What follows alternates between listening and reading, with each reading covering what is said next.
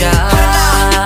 Isama mo si mama at papa, di ka na dapat pa na mag-isa. Pagbilang ko ng 1 and 2, andito na lahat kayo. Sa 3 and 4, sabay-sabay tayong kumakaway.